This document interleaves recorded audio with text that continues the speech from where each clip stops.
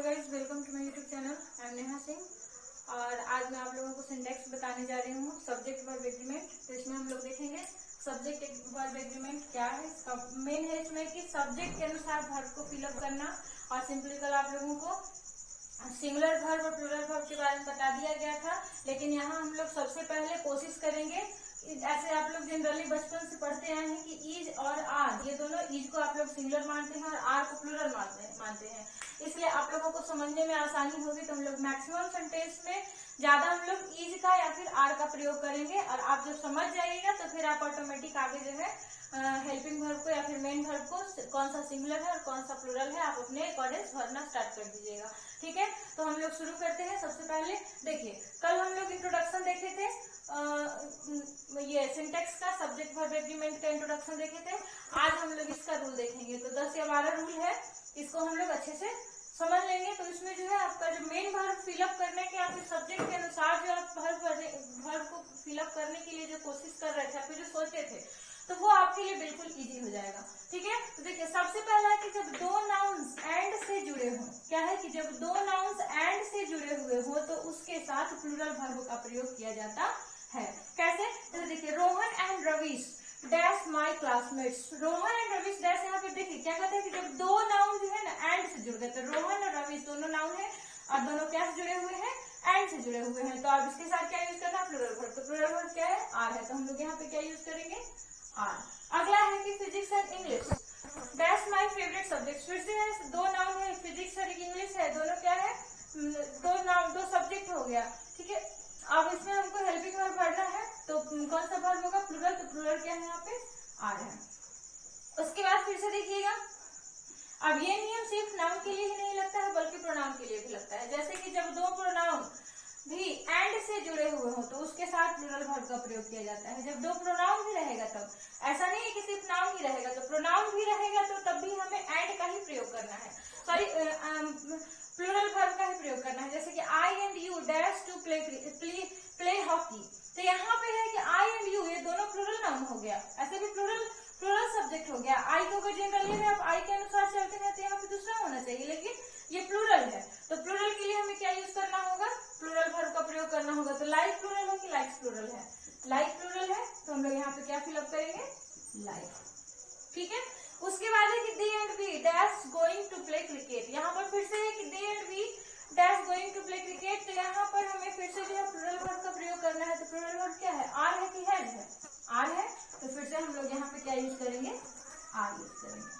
ठीक है, अब इसके बाद कहते हैं कि अनकाउंटेबल नाउन जो होते हैं, जितने भी अनकाउंटेबल नाउन आएंगे, मटेरियल नाउन या एब्स्ट्रैक्ट नाउन, ये टोटल जो है अनकाउंटेबल नाउन के अंतर्गत आते हैं और इसके साथ हमें सिंगुलर वर्ब का प्रयोग करना होता है। जैसे देखिए, वाटर इज यूजफुल एक आया, दूसरा है कि गोल्ड इज प्रीशियस मेटल, है ना। तो जितना भी अनकाउंटेबल नाउन आएगा उसके लिए आपको सिर्फ और सिर्फ सिंगुलर वर्ब का ही प्रयोग करना होता है। ठीक है, इसको लिख लीजिए।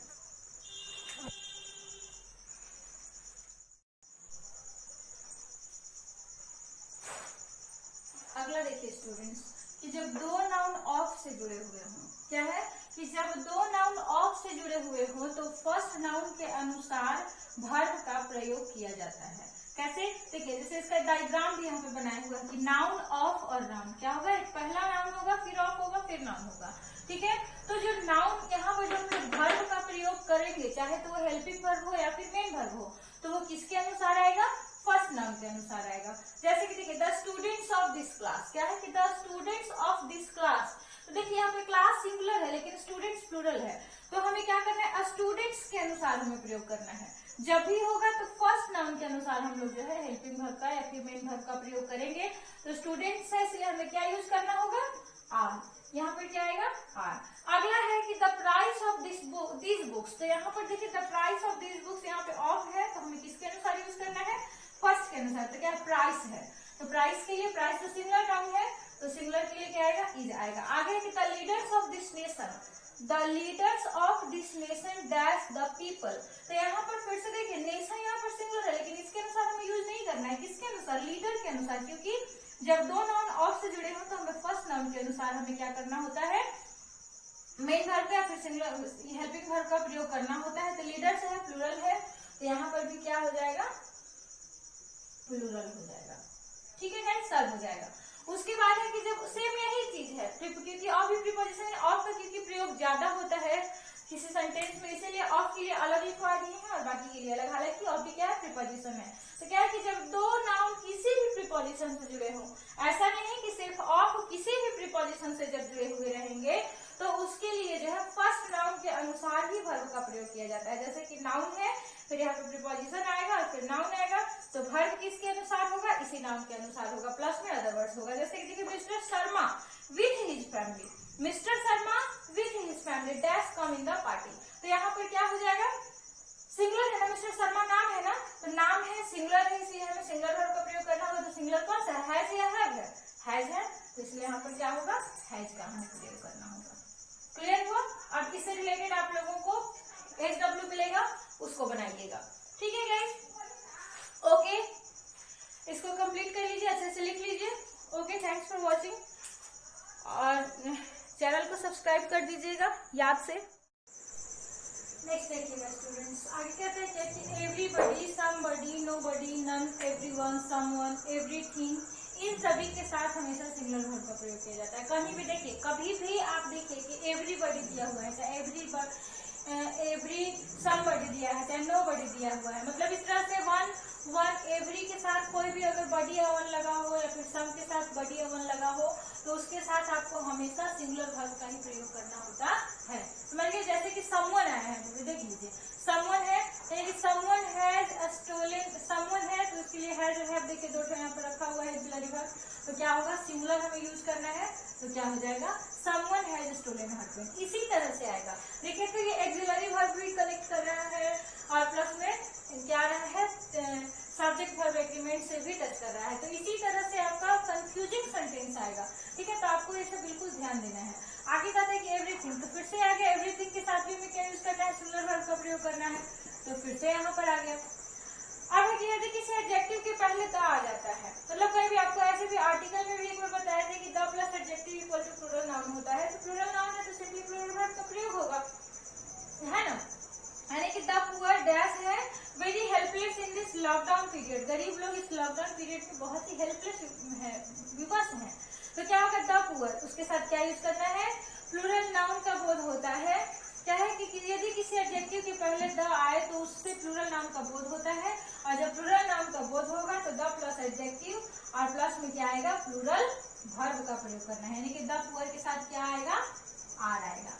उसके बाद फिर से देखिए, द इंटेलिजेंट, यहाँ पे फिर से इंटेलिजेंट आ गया, बुद्धिमान, द इंटेलिजेंट बुद्धिमान लोग, यहाँ पे था गरीब, पुअर मीन्स गरीब, और द पुअर मतलब गरीब लोग, यहाँ पे इंटेलिजेंट है बुद्धिमान, और द इंटेलिजेंट मतलब बुद्धिमान लोग, तो बुद्धिमान लोग फिर से आए हैं, तो फिर से यहाँ पर क्या हम लोग यूज करेंगे, हैव का प्रयोग करेंगे। आगे का देखिए, कुछ नाउन्स जैसे police, public, folk, cattle, poultry, ये सब जो देखने में सिंगुलर होता है लेकिन ये प्लूरल होता है। देखिए तो इसके साथ एस का प्रयोग हुआ है, ऐसे हम लोग जनरली जानते हैं कि वैसे सब जिसके लास्ट में एस लगा है तो वो क्या होता है, प्लूरल नाउन होता है, लेकिन इन सबके साथ लास्ट में एस नहीं है लेकिन फिर भी ये प्लूरल नाउन है।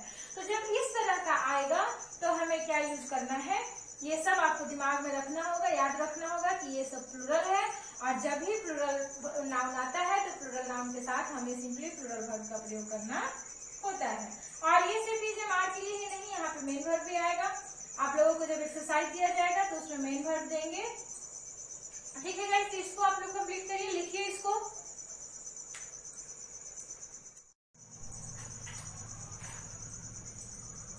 देखिए स्टूडेंट्स, अगला है कि कुछ नाउन्स जैसे physics, civics, mathematics, politics, economics, news, ये सब जो देखिए लास्ट में एस लगा हुआ है, जिनके अंत में एस लगा हुआ है फिर भी ये सिंगुलर होते हैं।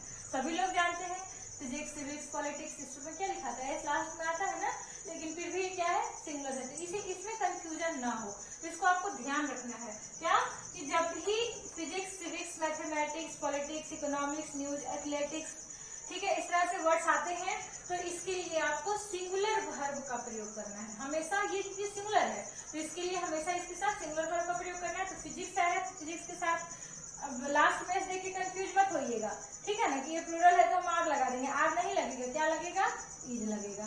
उसके बाद इकोनॉमिक्स, इकोनॉमिक्स के साथ भी क्या लगेगा, इज लगेगा। अब आ गया कि कुछ मटेरियल नाउन्स जिनके अंत में एस या ईएस जोड़ने पर वह सिंगुलर कॉमन नाउन बन जाता है, देखिए कुछ ऐसे मटेरियल नाउन होते हैं, मटेरियल में क्या है कि जिसको हम लोग काउंट नहीं कर सकते हैं, जिसको हम लोग गिन नहीं सकते हैं, जिसका हम लोग मेजर करते हैं, मापते हैं, चाहे तौलते हैं, वेट करते हैं, तो वैसे नाउन मटेरियल नाउन में आते हैं। लेकिन जब उसमें एस या ईएस जोड़ दीजिएगा ना तो वो सिंगुलर कॉमन नाउन बन जाएगा। तो ऐसे नाउन्स के साथ सिंगुलर भाग का प्रयोग किया जाता है। जैसे देखिए वुड, वुड का मतलब क्या जानते हैं सब लोग? लकड़ी, ठीक है, मटेरियल नाउन है। लेकिन उसमें जब एस जोड़ दीजिएगा तो वुड्स का मतलब, इसका अर्थ ही चेंज हो गया। वुड्स का मतलब होता है जंगल, सैंड मतलब बालू और सैंड्स मतलब मरुस्थल, वाटर मतलब पानी और वाटर्स मतलब तालाब होता है, आयरन मतलब लोहा और आयरन मींस क्या होता है? हथकड़ी होता है। अब उसका एग्जांपल हम लोग देख लेते हैं कि this woods dash full of dangerous animals, ठीक है, क्या इसके यह जंगल, दिस वुड्स का मतलब क्या हो जाएगा? यह जंगल डेंजरस एनिमल्स से भरा हुआ है, भयानक खतरनाक जानवरों से भरा हुआ है ना। तो यहाँ पे क्या हो जाएगा? वुड्स इज, यहाँ पर आएगा इज। आगे है कि वाटर्स डैश ड्यूरिंग समर, तालाब सूख जाता है, कब? समर के, गर्मी के दौरान, ठीक है। तो यहाँ पे ड्राइज होगा कि ड्राई होगा? सिंगुलर है ना, तो सिंगुलर के लिए क्या आना चाहिए? ड्राइज आना चाहिए, ड्राइज, ठीक है। तो समझ में आया? अब इतना आप लोग पहले क्लियर कर लीजिए, इसको अच्छे से नोट्स कर लीजिएगा, जितना पहले इंट्रोडक्शन क्लास में जो दिए हैं, ठीक है, उसको आप लोग अच्छे से नोट्स कर लीजिएगा। और नोट्स करके जैसे ही क्लास ओपन होगा तो आप लोगों का टोटल नोट्स चेक करेंगे। इस बात का आप लोग ध्यान रखिएगा और ढंग से इसको बढ़िया से पढ़ लीजिएगा, याद करिएगा, बहुत इंपॉर्टेंट है और इससे बहुत ज्यादा क्वेश्चन आपका मैच करेगा। देख रहे ना कितना कंफ्यूजन क्रिएट हो रहा है।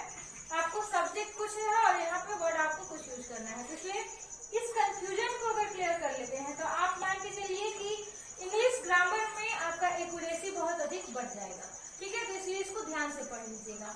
ओके गाइस, और चैनल को सब्सक्राइब कर दीजिएगा, फिर से आप लोगों को बोल रहे हैं, ठीक है। और जो भी है आप शेयर करिएगा और लाइक करिएगा। Okay, thanks for watching.